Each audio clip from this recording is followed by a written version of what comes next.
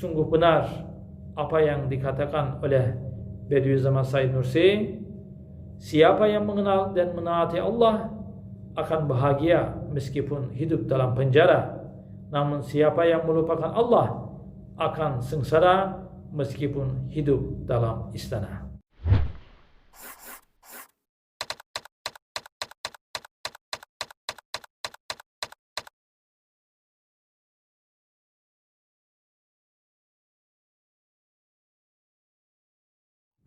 Bismillahirrahmanirrahim. Kisah nyata ini dialami dan diceritakan oleh seorang dai bernama Said Shashmaz dari kota Bursa, Turki. Saya menyaksikan seorang manusia betapa butuhnya dia kepada Allah, betapa menderitanya ruh manusia di kehidupan ini tanpa Allah. Ketika seorang menemukan Allah Subhanahu wa Ta'ala dan bersungguh-sungguh menjaga sholatnya, saya bisa merasakan perubahan orang tersebut dengan penuh perasaan. Atas nama yayasan kami, saya mondar-mandir ke penjara untuk memberikan ceramah kepada para napi. Ada yang berstatus tahanan, ada pula yang dapat hukuman beberapa tahun, puluhan tahun, bahkan seumur hidup. Ada juga beberapa napi seumur hidup yang terisolasi dari yang lain dan hidup di ruang sel seorang diri. Saya pun penasaran dengan keadaan para napi yang terisolasi itu. Ketika saya mengutarakan keinginan untuk melihat mereka, kepala lapas lantas mengatakan bahwa mereka sangat berbahaya, tidak boleh dikunjungi. Satu hari saya pergi ke lapas. Kepala lapas memanggil saya ke ruangannya. Beliau bertanya, "Buku yang kamu kaji untuk napi adalah karya Said Nursi kan?" "Ya," jawabku. Beliau menceritakan bahwa dia bermimpi dengan Said Nursi semalam. Dalam mimpinya, Ustaz Said Nursi datang ke lapas dan memegang map yang berisi berkas. Beliau mengajak saya berkeliling di lapas, mengunjungi para napi satu persatu. Bahkan beliau memintaku untuk membuka pintu sel para napi hukuman seumur hidup yang tinggal di sel sendiri dan mengunjungi mereka juga.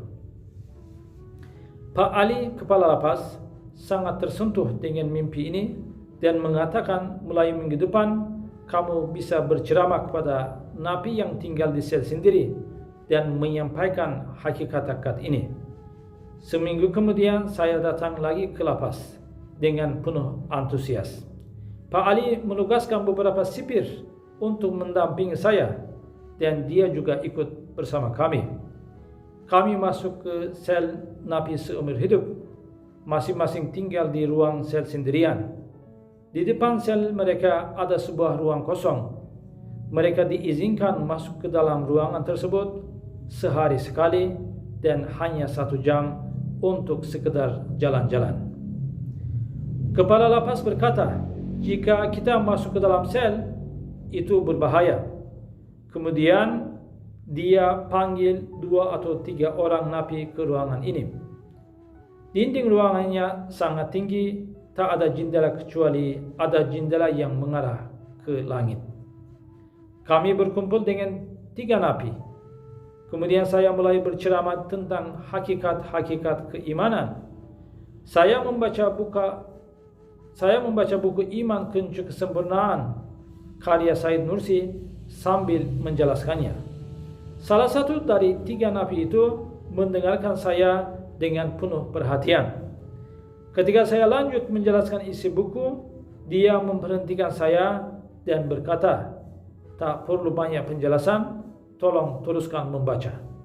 Saya pun kaget. Dalam hati saya berkata, apa benar dia faham apa yang saya baca? Saya pun penasaran dan bertanya, apa yang dia fahami dari bacaan tadi? Dia menjelaskan dengan baik apa yang tadi saya baca.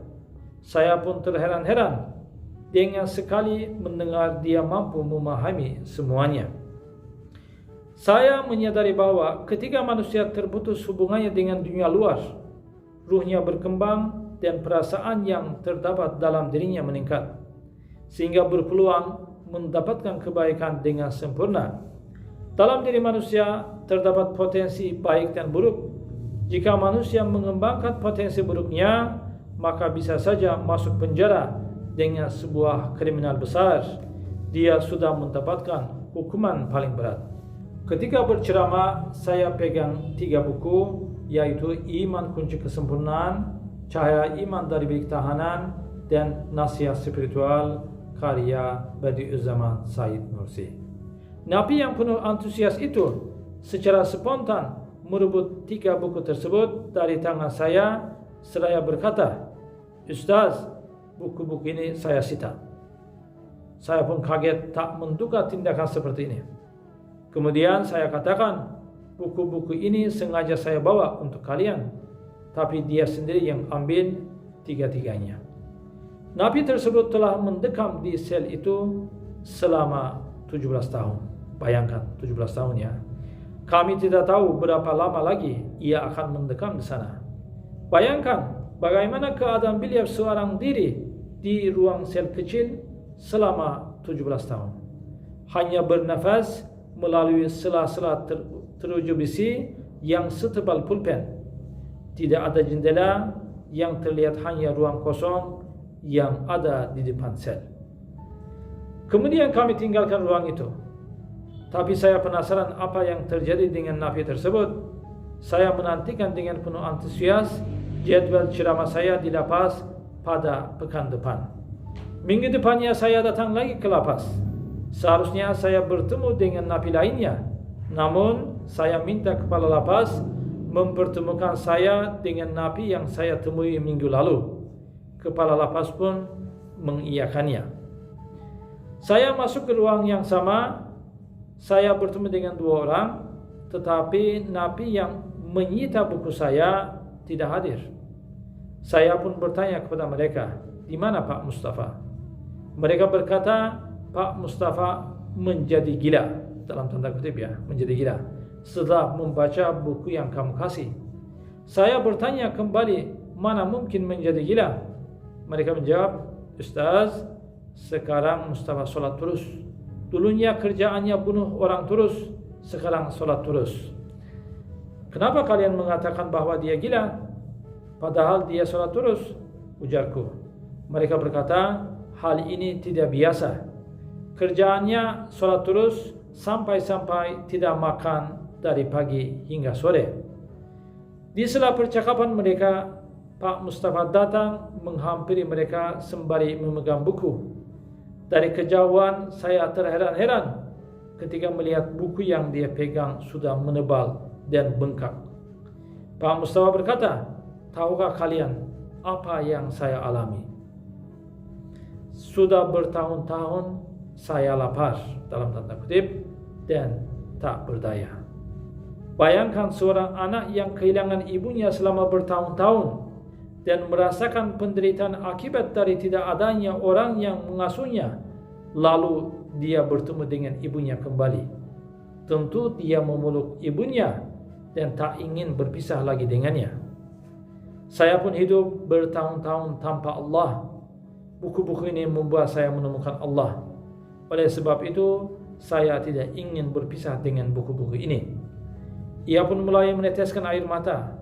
Sambil berkaca-kaca, ia berkata kepada saya, "Ustaz, ketika saya sholat bisa berlangsung selama 2-3 jam. Saya tidak bisa menahan diri dan menangis. Apakah tangisan ini membatalkan wudhu dan sholat saya? Saya khawatir dengan hal itu." "Demi Allah, salatmu tidak batal. Justru saya khawatir dengan sholat yang saya kerjakan selama ini," jawab saya. Pak Mustafa membaca kata-kata ini layaknya orang yang sangat haus, yang kemudian menemukan Tuhannya, seperti seorang anak yang bertemu kembali dengan ibunya setelah lama berpisah. Dia merasakan kehidupan syurga dalam penjara. Sungguh benar apa yang dikatakan oleh Badi'uzzaman Said Nursi, "Siapa yang mengenal dan menaati Allah akan bahagia meskipun hidup dalam penjara. Namun siapa yang melupakan Allah akan sengsara meskipun hidup dalam istana."